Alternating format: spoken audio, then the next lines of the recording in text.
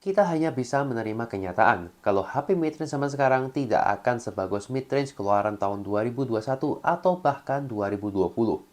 Masih ingat sama Redmi Note 10 series, Poco X3 NFC dan X3 Pro, bahkan Samsung Galaxy A52s? Yes, itu menurut saya adalah puncak dari era smartphone mid-range yang bagus. Sekarang kita hanya bisa mendapatkan value yang sama jika kita berani membayar lebih. Ya, untuk harga yang sama, siap-siap aja dikorting spesifikasinya. Sama seperti si Realme 10 ini. Tapi ya, gimana lagi? Mau nyari barang lama udah gak diproduksi lagi. Ya mau gak mau ya, beli yang baru.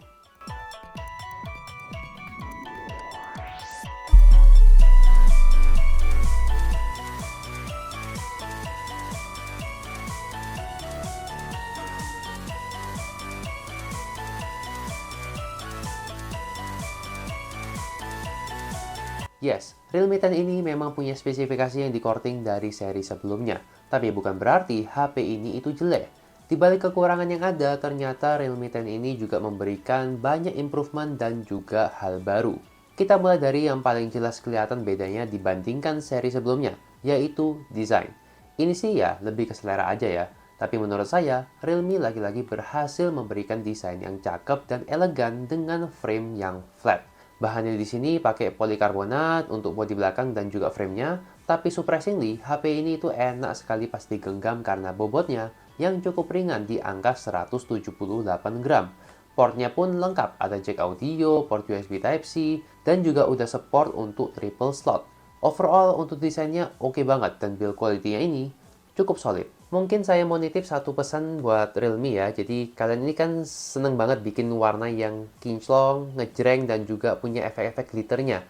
Ya mungkin next time bikin satu warna yang kalem gitu ya. Dan juga punya finishing yang ngedove. Jadi biar orang lain tuh punya opsi, gak harus pilih yang kincong-kincong gini. Nah, kalau kita lihat sisi depannya, ini layarnya sudah pakai Super AMOLED, punya refresh rate 90 Hz, dilapisi Corning Gorilla Glass 5, dan ukurannya ini udah cukup lega di 6,4 inch beresolusi Full HD+.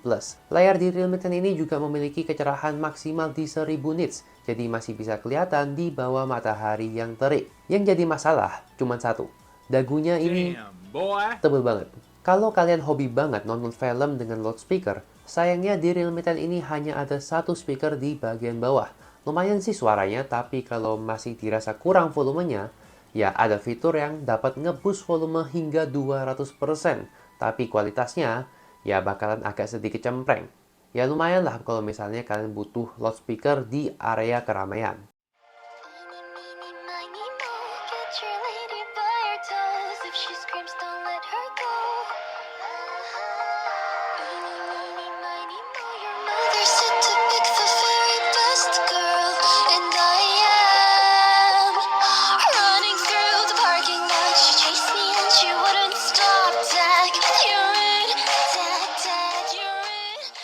Realme 10 out of the box menggunakan Realme UI 3.0 berbasis Android 12. Padahal keluarnya ini ya mepet akhir tahun. Kenapa kok nggak pakai Realme UI 4 aja? Dari segi user interface, Realme UI ini merupakan salah satu UI favorit saya setelah One UI-nya Samsung. Dan fiturnya jelas banyak banget yang bisa kita mainin di menu settingan. Sayangnya di Realme 10 masih belum mendukung NFC, yang menurut saya cukup penting di zaman sekarang yang serba digital. Dan vibration motornya, ya khas HP 2 jutaan lah, mending dimatiin aja. Unit Realme 10 yang saya gunakan ini adalah yang varian RAM 8 dengan internal 128. Untuk varian lainnya ada yang 4128 dan juga 8256 yang barusan dirilis untuk kalian yang butuh storage lebih besar. Jenis storage yang digunakan di sini adalah UFS 2.2 dan masih bisa diekspansi dengan microSD apabila dirasa kurang. Ada juga fitur RAM expansion yang bisa ngambil sebagian dari internal storage untuk dijadikan RAM sementara. Lumayan banget fitur ini biar HP-nya itu kerasa lebih future proof. Tapi saran saya lebih baik ambil yang RAM 8GB karena aplikasi dan game zaman sekarang itu makin butuh banyak resource. Sayang aja apabila performa dari chipset MediaTek Helio G99 tidak bisa dimaksimalkan, bahkan sampai nge-lag dan terjadi frame drop di beberapa game yang terbilang cukup ringan. Untuk yang versi RAM 8GB, performanya terbilang cukup bagus. Dibuat multitasking kegiatan sehari-hari lancar jaya, ngegame pun enak banget. Mobile Legends jelas rata kanan, PUBG bisa stabil di 40 FPS, bahkan Genshin Impact pun masih bisa dimainin walaupun dengan settingan lowest. Suhunya pun relatif adem pas saya lakukan gaming test dengan berbagai macam game. Kalian bisa cek videonya di pojok kanan atas sini. Overall untuk performanya, saya bisa bilang ini adalah upgrade yang cukup berasa dibandingkan Snapdragon 680 yang ada di Realme 9. Tapi bagaimana dengan kameranya? Kalau kita lihat dari angkanya, bakalan banyak yang bilang kalau Realme 10 ini punya kamera yang di-downgrade. Dan sekilas memang benar, lensa ultrawide-nya hilang, resolusi kamera utamanya nurun dari 108 megapiksel ke 50 megapiksel, dan depth sensor 2 megapikselnya anggap aja nggak ada. Tapi untuk kualitasnya, menurut saya Realme 10 ini masih bisa memberikan hasil foto yang bagus. Tanpa mode AI yang diaktifkan, hasil foto yang ditangkap punya warna yang cukup ngejreng khas smartphone Oppo dan juga Realme. Ya intinya ini udah siap banget untuk langsung diposting di sosial media. Saran saya kalau kalian mau ngezoom, jangan terlalu jauh. Cukup di 2 kali aja, karena hasilnya bakalan agak blurry apalagi di sini tidak ada OIS-nya. Dalam kondisi low light, Realme 10 ini masih bisa memberikan hasil yang cukup oke dengan bantuan night mode-nya. Kalian bisa lihat aja sendiri hasilnya.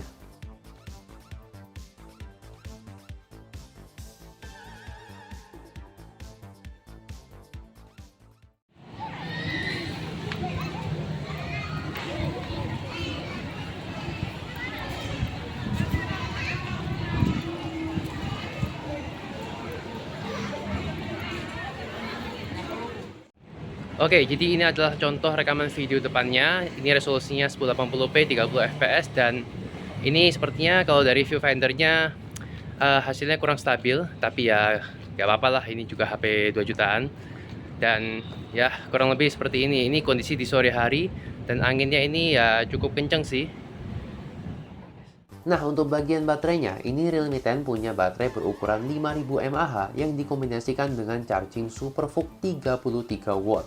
Yang pas saya tes, ternyata dari 10-100% itu butuh waktu 1 jam 19 menit.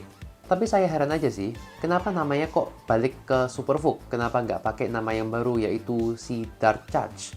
Anyway, baterai di Realme 10 ini terbilang sangat awet. Saya bisa dapetin screen on time 9-10 jam dengan sisa baterai di sekitar 20%.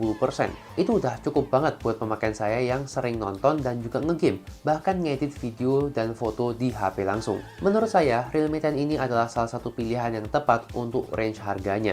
Yes, di luar sana memang ada yang punya ukuran baterai yang lebih besar. Ada juga yang layarnya sudah 120 Hz, dan ada juga yang menawarkan spek yang mirip tapi dengan harga yang lebih murah. Tapi untuk overall user experience dan value yang diberikan, menurut saya Realme adalah jawabannya. Sekian untuk review kali ini. Terima kasih buat kalian yang udah nonton dari awal sampai akhir.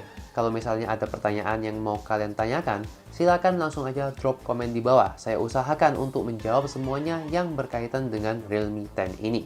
As always, thanks for watching and I'll see you next time.